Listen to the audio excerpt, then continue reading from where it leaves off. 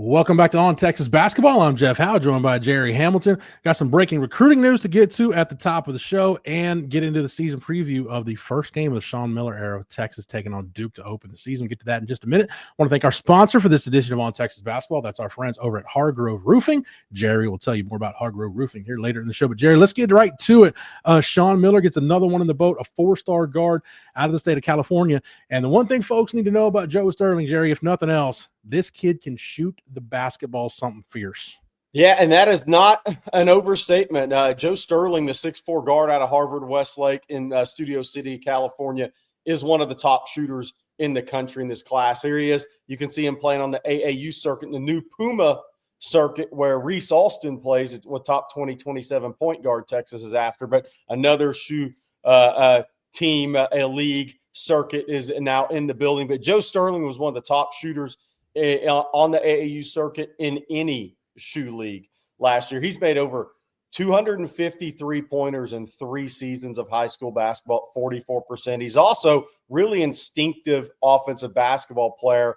But this is a very interesting decision for Texas because Joe Sterling, you need guys who can absolutely shoot it, but they got to have size and they got to be able to have some instincts in the game offensively. But what Joe Sterling is now with men's basketball in college going to 15 scholarships, they have an extra spot for a guy that they can come in and tell him he's going to develop in the program. So this may not be an instant impact player unless he just zips past expectations. But what he does is he has an elite trait, and that's what you're looking for with a developmental player. He has an elite trait, kind of like Luis Obiora this year, who's redshirting for Texas, has an elite trait. He's 7'1" with a big wingspan. He can rim protect. Well, Joe Sterling can really shoot the basketball at a high level. So this is a guy who made official visits to Texas, Washington State, UC Santa Barbara, and a couple of others before deciding on Texas. And I really like this take for Sean Miller because, again, you have the extra scholarship or two to play with now. With the scholarships going to 15, you probably won't use all 15. But what that affords you the ability to do is have that developmental piece in a class if you want it. And this high school class now could go to 4 for Texas. And we'll get into who's left on the board after that. But Joe Sterling, a consensus 4-star recruit, he's a guy that's ranked around 105, 110 in the country. So this isn't a reach type of talent. This is just a decision that Sean Miller and the staff made that they want to get one of the best shooters in the country and give him a chance to develop, but also has enough size to compete in the SEC, which is a long athletic league. I like this take a lot because you can never have enough guys that can shoot the basketball. And as Sean Miller continues to build the foundation of his program, he has got to have guys who can shoot it, whether that's in a starter role or in a reserve role, to have the floor spacing he ideally wants and play that fast execution offense that you see Gonzaga and Arizona execute at a high level. Yeah, we'll see what Cam Heidi's role looks like this year, and maybe that down the road is a role Joe Sterling can fit into. But, Gerry, real quick, just on where he fits into the scholarship count, I remember Rodney Terry talking a couple of years ago that he and Chris Beard went to watch Kendall Weaver when he was a senior in high school, and they liked him. They just didn't have room for him on the roster. And the way it's been, Gerry, with the scholarship limits now at 13, that guy that you may have taken as a developmental guy, he goes to a mid-major, develops for a year, then he jumps in the portal, and now he's ready to contribute for you. You're basically just cutting out the middleman now with these last 2 scholarships on your roster. Yeah, I mean, good luck being a G5, a mid-major, low-major college basketball coach. Now that the high majors have 15 scholarships to play with, they're going to take guys like this from the mid-majors who would ordinarily pre-portal have been a high major player, but because of the portal, their recruitments get pushed down. And now you have that decision to make if you're a high major. Do you take the extra guy that should be playing on your level anyway? And that's essentially what's happening in college basketball right now. But again, there you see John Shire watching them play in the background. But again, I like where this is going for Texas as they build this program because the ability to shoot the ball and space the floor is so key. You saw what Todd Golden did in college basketball, what he did at Florida in a 3-year period. You've seen where the game is headed because the NBA game trickles down to college, and you have to have the floor space. And I just like this decision by Texas. And I think if he wasn't a shooter, I might not like it as much, but because he can really shoot the basketball, I like this decision. No doubt. Jerry, it's important to drive home kind of where Joe Sterling fits in the picture, because it's important to reinforce this does not have anything to do with how Texas feels or what they perceive with Austin Gooseby and Cameron Williams, two of their top guys left on the board. Jerry, they're still going big game hunting to finish out this recruiting class. Yeah, no doubt about it. Austin Gooseby was at BYU for their game against North Carolina last weekend. He's likely, if he can fit the schedule, and to beat the Texas Duke game coming up, which we're going to talk about November 4th. I think Texas still in a pretty good spot for Gooseby with BYU and Duke, the other two involved there, and we'll see what that decision is when he makes that. But I still feel pretty good for Texas there. This doesn't impact his decision at all. Then there's Cameron Williams, the 6'11", five-star, top 5 ranked prospect in the country out of Phoenix St. Mary's. Texas, Duke, Arizona, the final 3. It feels like early on it looked Texas, Arizona. Last couple of days I've heard more Texas, Duke, or Duke, Texas, and Arizona's in it. He released his final 3, but this could very well come down. I mean, when Duke is all in, and Duke is all in on 2 recruits Texas is going after right now, Austin Gooseby and Cameron Williams, they're always a threat, and they should never be taken lightly. Even though I think Gooseby has Texas, BYU, then Duke probably right now. I'm not counting Duke out of this race, but Cameron Williams, I think that could easily come down to Duke, Texas at the end of the day. They loved their visit to Austin. The whole family did. I think they like that it's an easier flight from Phoenix if he goes out of state. But then here's cue the old Skip Prosser, Duke is Duke. They're on TV more than Leave It to Beaver reruns, right? I mean, I think that's where we're at right now. So we'll see if Texas can beat out Duke on for Cameron Williams, but it does not affect anybody they're recruiting. And we'll keep monitoring that here and over at ontexasfootball.com. Under 2 weeks now until the November signing period starts, so we'll keep track of that. Jerry, we'll get into Texas and Duke and talk about this roster and what lies ahead for Sean Miller. Before we do that, though, let's go ahead and thank our friends over at Hargrove Roofing. Yeah, look, as Sean Miller builds the foundation, look at this read. As he builds the foundation of Texas basketball, if you need a new roof, you call Hargrove Roofing, because they'll be putting the roof on Sean Miller's basketball program after he builds the foundation. With offices across Texas, including Austin, as well as Louisiana and Arkansas, Hargrove Roofing will take care of all your roofing needs. Plus, they are extremely Longhorn friendly. With partners like former defensive tackle Stevie Lee, they're the most pro-burn orange roofing company out there. No one wants to turn their home over to a company they can't trust. So call Hargrove today for a free, no strings attached roof inspection. Just call 512-645-3202. Hargrove Roofing, know who's on your roof. Jerry, we'll get to Duke here in just a sec, but as we wrap up the TCU SMU closed-door scrimmages, the super secret closed-door scrimmages for everybody not watching this on YouTube, I'm using air quotes here. No Modest Wokatitis, no Lucina Traore for Texas and either of those scrimmages. Jerry, precautionary stuff. There's no reason for Sean Miller to push either of those guys, especially Lucina Traore coming off a pretty major knee injury. Yeah, it'll be interesting to see what Texas does in the Duke game, which we'll get to, whether they will play those guys. They held both of them, and Matas has a little bit of an ankle sprain that we'll see if he's ready to go for Duke. Lucina, they're playing this more of as a long game, and that may not be what fans want to hear. Now, they would love to have one of those guys back for the Duke game, obviously, but I don't think they're going to push it on either guy. They didn't set both guys out in the SMU scrimmage, which they won 89-83, then the TCU scrimmage, which they didn't play as well, didn't make as many perimeter shots. They lost 91-72, needed the rim protection in that game. But it'll be interesting to see kind of what Sean Miller and his staff do. If both those guys aren't 100%, can they get one guy close enough to 100 to where they feel like they can get 15 minutes out of him against Duke, which will be a fast-paced, high-level game. They need the rebounding. They need the rim protection in the game. But I'm not so sure a one game is the focus here. Sean Miller's first season and the longevity of that season is the focus. The last thing they want to do is have a setback with either one of those guys right out of the gate to where they miss 2 or 3 weeks of time in the season. No doubt. Jerry, let's talk about Duke. Let's talk about this opener in Charlotte on Tuesday. And I'll credit Isaac Trotter over at 24/7 Sports for pointing this out. I just thought this was interesting.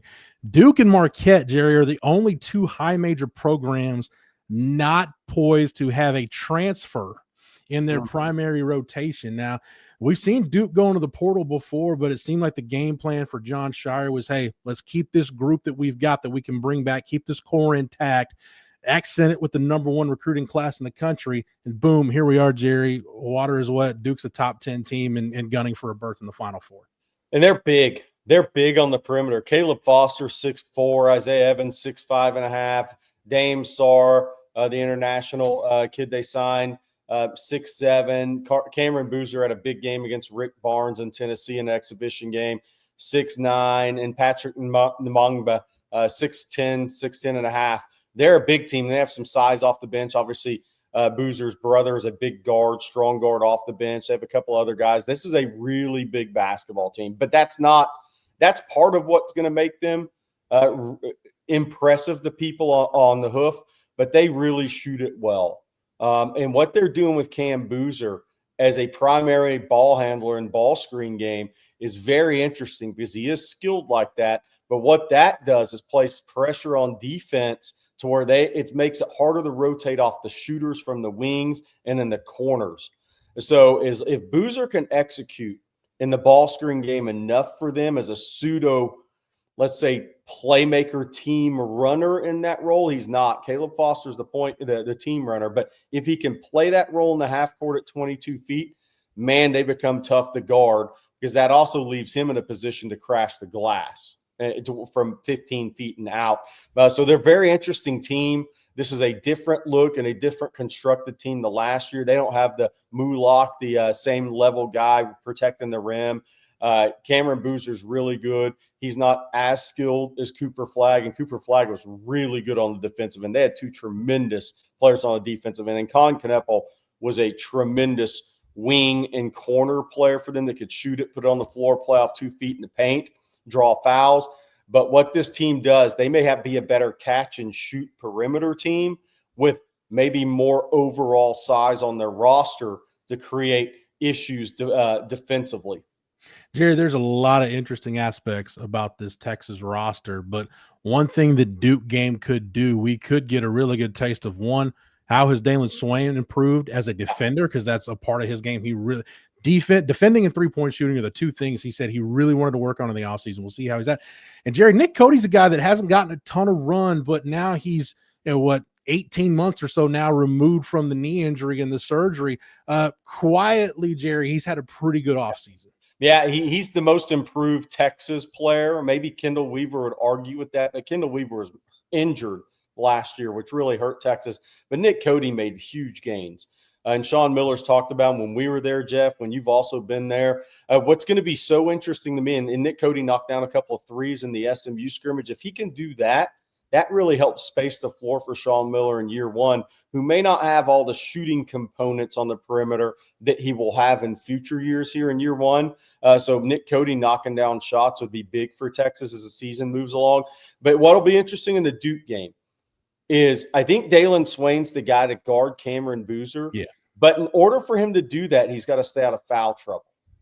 I think you can play Nick Cody on Dame Sarr as long as the closeouts are controlled by Cody. What you don't want to do is have uncontrolled closeouts to where Dame Sarr can pump fake you and then drive and play at the rim because he can really play at the rim. So that's the key is Nick Cody has got to be very sound defensively if he guards that perimeter wing for Duke. But I do think Dalen Swain's defense is huge against Duke because he's got to be able to defend Boozer, but defend Boozer without getting in foul trouble. And that's the hard thing because Boozer wants to play right through your chest and get to the free throw line and put you on the bench. That's what he does really well because he is skilled off the dribble, so he can get you leaning, and then he's going to play right through you after that.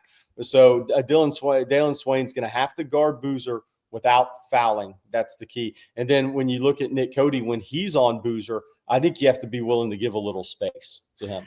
He's making shoot contested shots. Jerry, what do you want to see from this backcourt? Because when you look at it on paper between Jordan Pope and Kendall Weaver, Tremont Mark, you throw Cam Heide in there, Simeon Wilcher, you'd be hard-pressed to find a group of wings and guards that have played more college basketball than this group has. But it's not going to be perfect right out of the gate. And again, you've got a really good challenge in front of you in the opener. What do you want to see from this backcourt?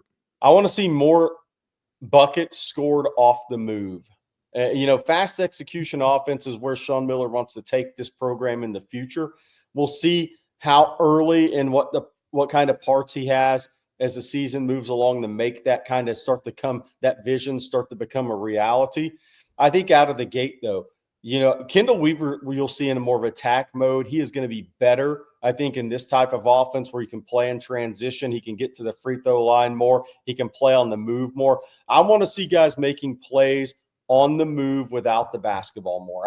That's the big thing for Texas offensively to me, is putting pressure on a defense without always having ball in hand. Everything can't just be ball screen game and guys sitting in the corners watching. There has to be more movement. There has to be more pace in transition. You have to be able to put pressure on a defense in different ways than they did the last couple of years. And I do think you'll see that. The question is, with this backcourt, and Jordan Pope will make open shots, right? I think Simeon Wilcher will surprise people as the season moves along. It's not one-game snapshots. It's over a period of time. I think he's going to shoot a lot better than he did at St. John's last year. But it's how they put pressure on the defense with the ball and without the ball. It can't just be with the ball. Then you're easy to guard. It has to be with the ball and without the ball. And that's the one thing I have a lot of confidence in Sean Miller in. He coaches these guys and develops these guys off the ball. And he develops their ball skills too. But this is going to be a team, I think you'll see more backdoor cuts. I think you'll see more opportune fast breaks. I think you may see some more plays, lobs above the rim to Kendall Weaver at times. Dalen Swain's a really good playmaker off the bounce, which I think will help open up the guards from that forward position. And then you have Cam Heide, who can really knock down the catch and shoot threes. But I think it's going to be movement-based. And I think that's where Texas has been lacking the last couple of years, is putting pressure on defenses through movement. Jerry, as we wrap this up, I'm just looking at the schedule. I kind of like how it sets up. You get a hell of a litmus test right out of the gate, and then you get 4 games where you get to work the kinks out before you go to Maui and open up with Bobby Hurley's Arizona State team. Jerry, what are you looking for coming out of the Duke game? What's one thing that if you're a Texas fan watching this, you want to feel good about where this team can go? What should you be looking for in the Duke game? Yeah, I think the one thing I'm looking for is Nick Cody as an offensive player, because I think he has to bring some offense. He has to be able to knock down perimeter shots. I think Dalen Swain as a playmaker. I think Cam Heide as an athlete that can knock down catch and shoot shots. I don't think he's going to really build it off the dribble game, but he can play without the ball. But the one thing I think we saw through some clips in the SMU scrimmage is a lot more confidence offensively. Guys. I mean, Tremont Mark took it and dunked it on SMU a couple of times. He was not in that mind headspace last year. That he looked more like the U of H early years Tremont Mark from what I've seen. And then defensively, here's the thing I want to say defensively. You can be if Matas and Lucina don't play, you're going to be overmatched in that game. But what do your rotations look like? What does your rotations look clean, crisp, and like you're going to develop into a good enough defensive basketball team? So I'm looking for some of those things that are going to matter when you go to Maui as you continue to build this team. But offensively, I want to see some transition ops. I don't care if you give up some easy baskets going the other way against a very talented team. I want to see this team start to play fast and build that identity, because I think if they do that right out of the gate, and then they'll have opportunities against some lesser teams before Maui. If they can build that identity right out of the gate and have a brand of basketball that Texas fans like and can see where this is going to go under Sean Miller, I think that'll go really well with the fan base. I'll add this with Tremont Mark, Jerry, since you brought him up. He had the labrum surgery in the offseason, had that thing cleaned up. I asked Sean Miller about it. He said sometimes guys, when they get that labrum surgery, it's almost like they get that bionic shoulder, like it's never felt better, way better than it was before the initial injury. So I think people should keep an eye out on that for Tremont Mark. To your point, you may see the guy that we saw a few years ago, not the guy that was struggling at times just to stay on the court at Texas because his body was letting him down. And I want to add one more thing. I think one of the things that came out of the SMU scrimmage was a lot of confidence. And did they take the same edge to the TCU scrimmage? Probably not, from what I heard, but maybe that was a good thing for Sean Miller. Maybe that's part of a grand plan, because they have to bring the edge Tuesday night against Duke. And if neither big play, then, I mean, they're up against it, but you better play with an edge in that game. And I think that's going to be a key piece for this team. They're going to build confidence. Sean Miller's going to build confidence around them through offensive basketball, but they have to play with that edge. They have to be physical enough in the SEC long term. Hell of a test. We'll see how it goes. Jerry, thanks for the knowledge and expertise as always. Thank you to Matthew behind the scenes for producing it. Thank you to our friends at Hargrove Roofing for sponsoring it. You want more Texas basketball content? You can get over to ontexasfootball.com. If you're not a member, sign up using the promo code OTFOG, and that'll get you 1 year of access on the site for $39.95. Make sure that you like this video and that you're subscribed to the On Texas Football YouTube channel. That way, whether it's here on the channel or on the site, you're not missing any of our Texas basketball coverage before, during, and after every Longhorn game this season. For Jerry, for Matthew, for the entire On Texas Football staff, I'm Jeff Howe. Thank you so much for watching and listening. And until next time, welcome.